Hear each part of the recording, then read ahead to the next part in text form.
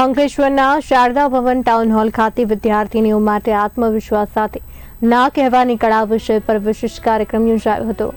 MTM girls અને જીનવાલા હાઈસ્કૂલની વિદ્યાર્થીનીઓને મુશ્કેલ પરિસ્થિતિમાં મક્કમતાથી નિર્ણય લેવા અને પોતાની સુરક્ષા જળવવા અંગે માર્ગદર્શન આપવામાં આવ્યું હતું। રોટરી ક્લબ દ્વારા આશરે 200 જેટલી છત્રીઓનું વિતરણ કરવામાં આવ્યું હતું, જેમાં પ્રમુખ સમીર પંડ્યા સહિત મહાનુભાવો, શિક્ષકો અને વિદ્યાર્થીનીઓ ઉપસ્થિત રહ્યા હતા।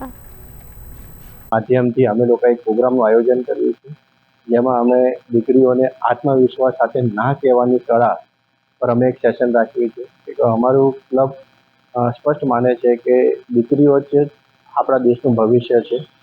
આ પ્રોગ્રામના માધ્યમથી અમે દેશની બધી દીકરીઓને એક મોટિવેશનને આગળ આપણો દેશ વધે તે રીતે અમે આનું આયોજન કરેલ છે। સાથે 200થી વધારે છત્રીઓનું પણ અમે આજે વિતરણ કરેલ છે।